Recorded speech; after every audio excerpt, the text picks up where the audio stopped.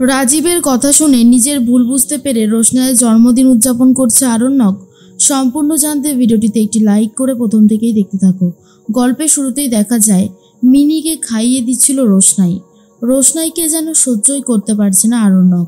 এরপর বলে, এই যে রোশনাই, মনে আছে তো, তোমাকে কিন্তু আমি দিয়ে আসবো গরিমার বাড়িতে, কথাটা কিন্তু মনে রেখো।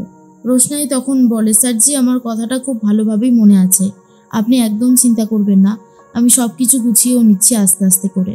এরপর মিনি বলে, তুই কোথাও যাবি না, তুই এই বাড়িতেই থাকবি, বুঝেছিস? নে এবার আমাকে খাইয়ে দে তো দেখি। রোশনাই মিনিকে খাইয়ে দিতে থাকে।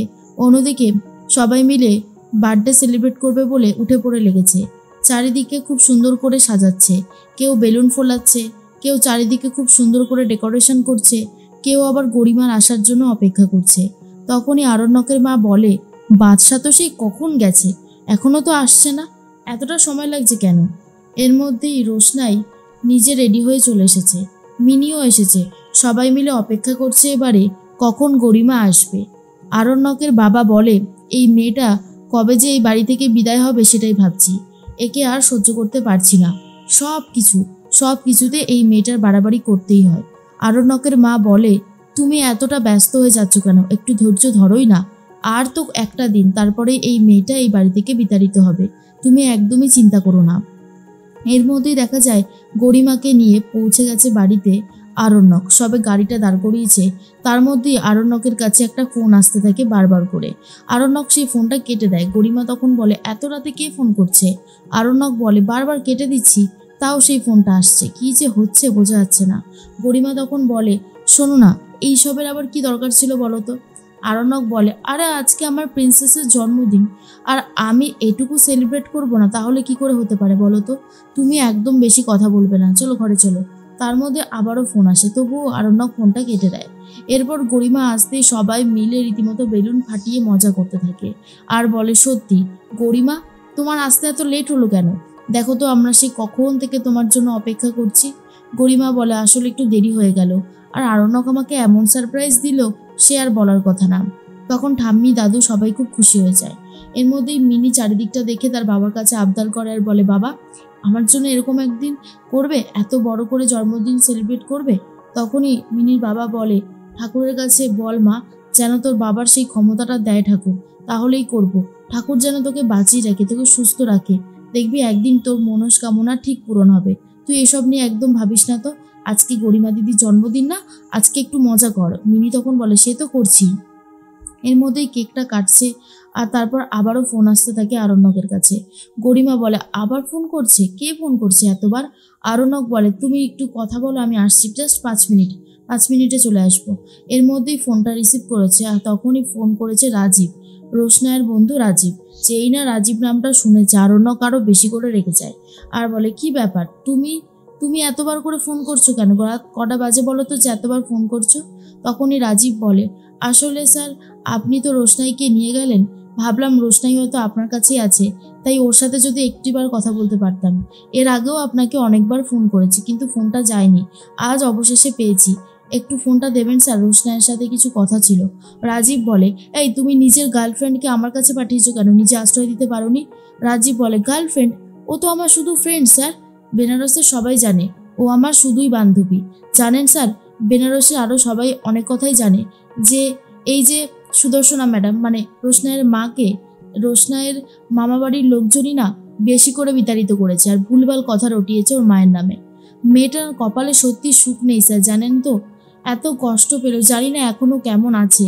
তবে স্যার, ওর না বার্থডে আজকে, আর কি রাত 12টার পরে আমি ওকে উইশ করবো ভেবেছিলাম, তো ওই জন্যই আপনাকে বারবার ফোন করছিলাম, যদি ফোনটা ওকে একবার দেন তাহলে খুব ভালো হবে। তখন আরণ্যক বলে, কি বললে? আজ মানে 12টার পরেই তো রোশনাইয়ের জন্মদিন, তাই না? তখনই রাজীব বলে, হ্যাঁ স্যার, 12টা বাজতে 2 মিনিট বাকি আছে, সেই জন্যই বলছি স্যার, যদি একটু ফোনটা দিতেন, কয়েকটা কথাই বলে ছেড়ে দিতাম। আরণ্যক তখন বলে, আচ্ছা ঠিক আছে, দাঁড়াও, আমি তোমাকে ফোনটা দিচ্ছি।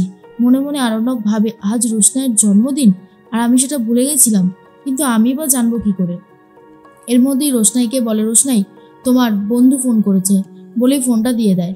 এরপর গরিমা বলে, কে ফোন করেছে, আর তুমি কার ফোনই বা ওকে দিলে? আরণ্যক তখন বলে, ফোন করেছে ওর বন্ধু রাজীব। কথাটা শোনার পরেই আরণ্যকের মা বলে, এত রাতে তোমাকে কেন ডিস্টার্ব করছে? যত সব। আরণ্যক বলে, থাক না মা, এই সমস্ত নিয়ে মাথা ঘামাতে হবে না। আর গরিমা, তুমি তো কেকটা কেটেইছো, দাও আমাকে খাইয়ে দাও। এরপর সবাই মিলে ছবি টবি তুলতে থাকে, কথা বলতে থাকে। কিন্তু আরণ্যক বুঝতে পারে সুরঙ্গমা আন্টি যেই কথাটা বলেছিল সেটা তাহলে পুরোটাই ভুল কথা, এছাড়া আর কিচ্ছু না। এর মধ্যে আরণ্যক বলে, সত্যি আমার একটা মস্ত বড় ভুল হয়ে গেছে। আমি বিশ্বাসই করতে পারিনি যে সুরঙ্গমা আন্টি এভাবে ভুল বলতে পারে। রাজীব তো ক্লিয়ারলি বলল যে ওর গার্লফ্রেন্ড না, ওর বন্ধু শুধু রোশনাই। এরপর রোশনাই বলে, বল কি হয়েছে? রাজীব বলে, কিরে তুই কেমন আছিস বলতো? তখনই রোশনাই বলে, আমি তো খুব ভালোই আছি, তুই কেমন আছিস? আর ওদিকে সব কেমন আছে? রাজীব বলে, সবাই মোটামুটি চলছে। কি জানিস তো, রাজেশ ভাই বলছে রীতিমতো তোকে কবর থেকে হলেও খুঁজে নিয়ে এসে বার করবে। আমার না খুব ভয় করছে, তুই সাবধানে থাকিস। হ্যাপি বার্থডে, তার জন্যই তোকে ফোন করেছিলাম। রোশনাই বলে, ধন্যবাদ। আর রাজীব, একটা কাজ করবি, আমার মাকে যেই শ্মশানে পোড়ানো হয়েছিল তার পাশেই একটা নদী আছে, ওখানে একটা ফুল ভাসিয়ে দিবি রে। রাজীব তখন বলে, আচ্ছা ঠিক আছে, তুই যখন বলছিস নিশ্চয়ই দেব। আমিও কয়েকদিনের জন্য গুম হয়ে গেছিলাম, ভাবলাম রাজেশ ভাই যদি আবার আমাকে ধরে, সেই জন্যই। রোশনাই বলে, তোরা সবাই ভালো আছিস শুনেও খুব ভালো লাগলো। রাজীব বলে, হ্যাঁ রে, স্যার তো তোকে বিয়ে করেছিল, তুই ভালো আছিস তো আদৌ? রোশনাই বলে, ভালো আছি তো। কে বললো আমি ভালো নেই? আমি খুব ভালো আছি। আর তুই আমাকে নিয়ে একদম চিন্তা করিস না, আমরা সবাই এখানে খুব ভালো আছি। রাজীব বলে, তুই যদি ভালো থাকতে পারিস তাহলে তো আমার কোনো ব্যাপারই না।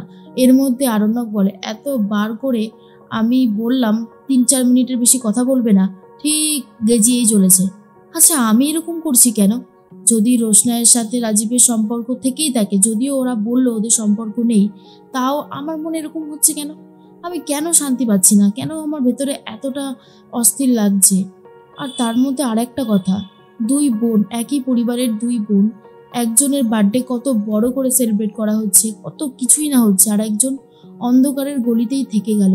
সত্যি কথা, রোশনাইয়ের কপালটা না সত্যি খারাপ, সেটা মানতেই হবে। এর মধ্যেই গরিমা বুঝতে পারে আরণ্যকের কিছু একটা হয়েছে। বারবার আরণ্যক অন্য লাইনে চলে যাচ্ছে, কোনোভাবেই ঠিকঠাকভাবে যেন মিশছে না। গরিমার কোথাও একটা এই আরণ্যককে চিনতে প্রবলেম হয়। এর মধ্যেই গরিমা বলে, আরণ্যক, তোমার জন্য আমি অনেকক্ষণ থেকে অপেক্ষা করছি, আর তুমি এখানে দাঁড়িয়ে কি ভাবছো? আরণ্যক বলে, কই কিছু না তো। এরপর রাজীব বলে, ভালো থাকিস রোশনাই, আবার অন্য একদিন কথা বলবো। এরপর রোশনাই ফোনটা কেটে দেয় আর তুলে দেয় আরণ্যকের হাতে।